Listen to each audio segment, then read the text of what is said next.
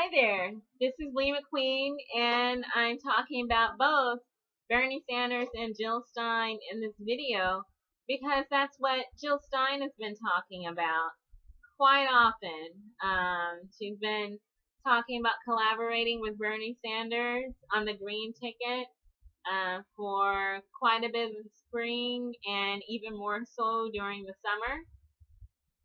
I've created videos talking about Jill Stein flipping more states to green. The map of the United States that's on her ballot access page is getting more and more green as time goes by. And it's looking good for the Green Party. The more the two established parties fail, the better the Greens shine. And so Jill Stein is getting the benefit from the failures of the two major parties, the Democratic and the Republican Party. And so good for her for being in the right place at the right time and being prepared. She's been working really hard for ballot access, getting the word out. She's having interviews. She's talking about issues, and she's reaching out to different coalitions, including Black Lives Matter, Bernie Sanders supporters, other voters who feel alienated from the two establishment parties. She's been reaching out actively. And registration is up at the Green Party Convention in Houston. So something's happening. Jill Stein on many occasions has requested Bernie Sanders to join the Green Party and run on the Green ticket. She feels that he's just what the Greens need, and she feels that the Greens are just what Bernie Sanders needs. And it's hard to judge. I just created a video where I just said it's so hard to read and make predictions this election season. Every prediction has just been thrown off and defied. All the rules of engagement have just changed. And what I'm hoping for is the third party lesser evil rule that's out the window too. I'm really hoping that this is the season where everyone decides to vote for the greater good rather than the lesser evil. I do not believe that Hillary Clinton should receive a single vote this season. Donald Trump, maybe, he's going to do what he's going to do, and maybe Gary Johnson's going to keep him in balance. But Hillary Clinton has got such a long history of criminality, corruption, and scandal. I just don't think she's suitable for higher office. Out of all the presidential candidates remaining in the race, and that includes Bernie Sanders, since Hillary Clinton did not clinch the nomination, she's ahead of Bernie Sanders, but she doesn't have the sufficient delegates. Unlike Donald Trump, unlike Gary Johnson, unlike Jill Stein, Hillary Clinton did not win her nomination. So Bernie Sanders and Hillary Clinton. But out of all the remaining presidential candidates, it's Hillary Clinton that's done a host of criminal type, nefarious, felonious things during the course of her long experience, as she calls it, in politics. Her long resume, her vast experience, her qualifications just littered with criminality. So, yeah, go ahead and show off that resume. We all want to see that, including the FBI wants to see your resume, Hillary. But Jill Stein has been stepping forward as a result of Hillary Clinton's weaknesses. Jill Stein's been taking advantage and stepping forward on that. She's stepped to Hillary on her criminal investigation by the FBI. She's actually just come out and said there should be charges. She's challenged Hillary Clinton on her ideas about femininity and sexism, and how to conduct public policy regarding women and children. She's challenged Hillary Clinton on that. And then also Hillary Clinton's warmongering and money in politics and all sorts of things.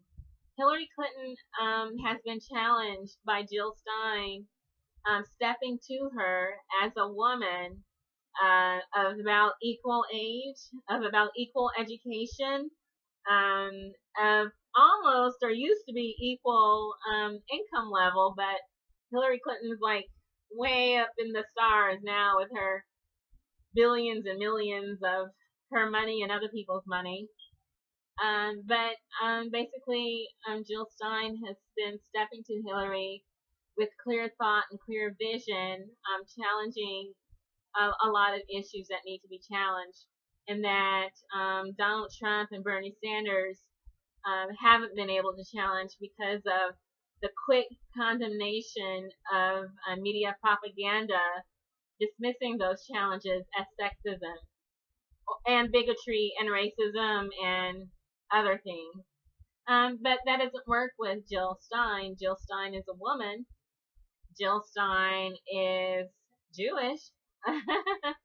And then also, Jill Stein is not subordinate to the rules and protocols of the Democrat Party. So Hillary can't order Jill Stein to get in line. I don't think Jill's going to do that. I was actually very pleased to stop by a Jill Stein video where she was talking about the student debt relief, a key cornerstone of her platform and part of the Green New Deal. She went on Fox News with that, and she had to do a round robin interview with three female Fox News journalists. And I think they thought that three of them would be able to put Jill in her place. And I actually didn't know how it was going to turn out myself.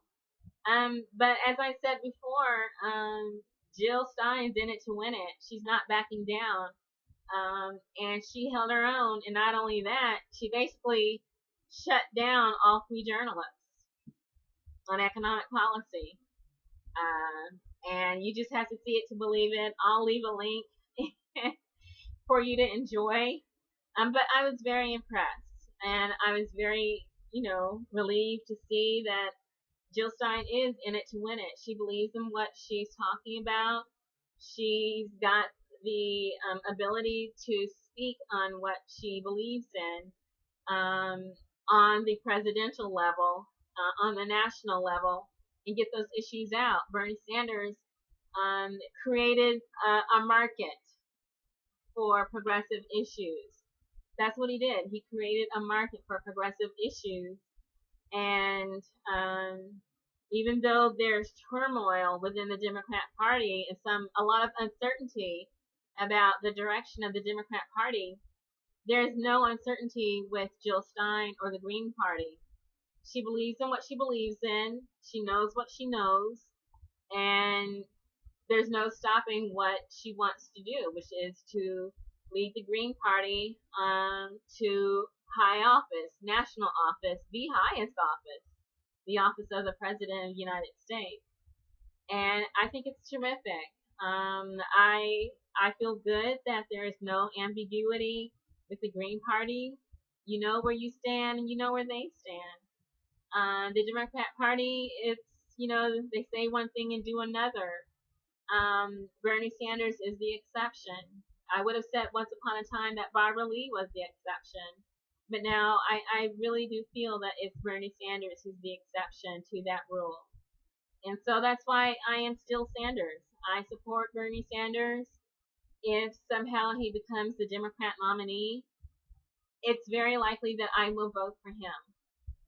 If he is not the Democrat nominee, I will vote for Jill Stein. But Jill Stein has extended a new kind of Green New Deal, especially for Bernie Sanders. Now, she's already extended a Green New Deal to Bernie Sanders supporters. She said, come on over, we're your plan B. You can ride with us. And many answered her call, and they're assisting Jill Stein to get on as many ballots as possible to win a majority of electoral votes. And they're just grinding it out across the United States. So she's already proposed a Green New Deal to Sanders supporters, but she's also extended an invitation to Bernie Sanders to join her on the presidential ticket as part of the Green Party. And the thing is, I like the idea in theory. It sounds great.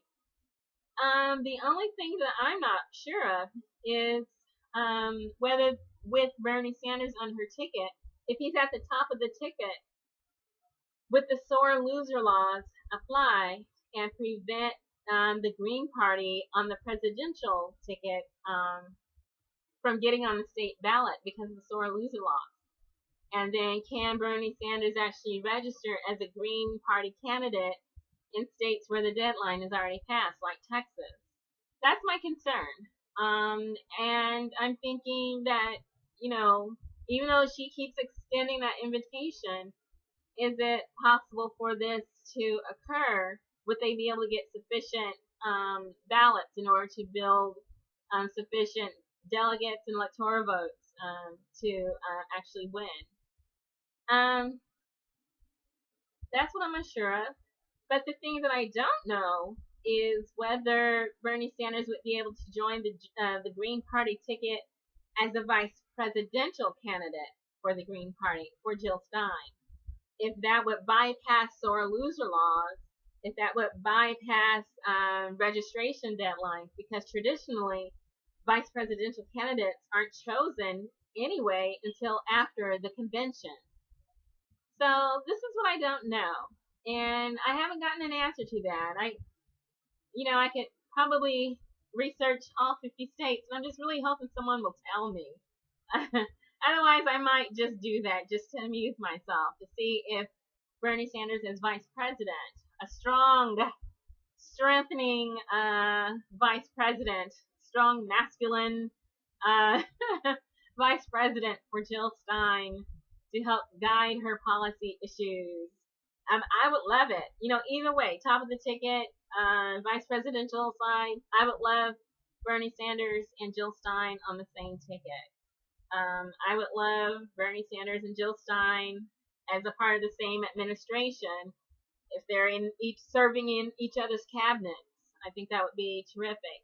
And again, who knows how it's all going to play out? I'm still Sanders, but Jill Stein is my plan B, and so I'm hoping for the best for both of them because whatever works out best for them will usually end up working out best for the electorate because they are definitely representing the electorate. So best wishes to both Bernie Sanders and Jill Stein. I can't wait to see how it turns out.